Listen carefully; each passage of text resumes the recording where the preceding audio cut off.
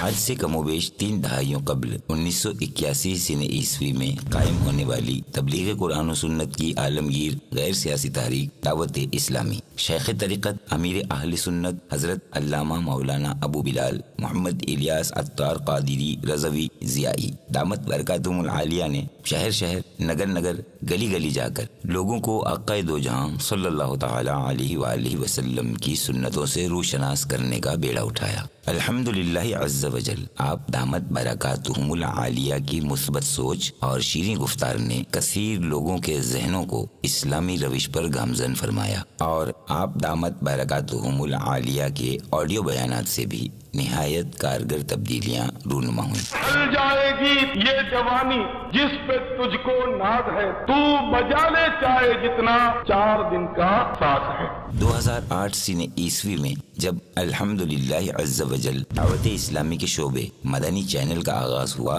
تو اس تبدیلی میں مزید نکھار دیکھنے میں آیا، کیونکہ اب لوگوں کے کانوں میں صرف آپ دامت برکاتہم العالیہ کی آواز ہی نہیں رس گھول رہی تھی، بلکہ آپ دامت برکاتہم العالیہ کا نورانی چہرہ بھی پیش نظر تھا۔ اس مبارک کوشش نے مزید ایک نیا باب رقم کیا، بری عادتوں میں مگن، نماز، روزہ اور دیگر عبادات کے پابند ہوئے، ننگے سروں پر اماموں کے تاج سجے، چہروں پر داڑھی شریف کی بہار آئی، بے ڈھنگے ملبوسات کی جگہ مدنی لباس نے لے لی، گھروں میں موجود اسلامی بہنوں کو بھی سنتوں کی پیروی میں آسانی ہوئی، چوک در چوک اسلامی بھائی مدنی قافلوں کے مسافر بننے لگے۔ یہی نہیں بلکہ کثیر غیر مسلموں نے بھی آپ دامت برکاتہم العالیہ کے ویڈیو بیانات سے متاثر ہو کر کلمہ حق پڑھا اور دائرہ اسلام میں داخل ہو گئے۔ آپ دامت برکاتہم العالیہ کا مدنی مقصد ہے، مجھے اپنی اور ساری دنیا کے لوگوں کی اصلاح کی کوشش کرنی ہے،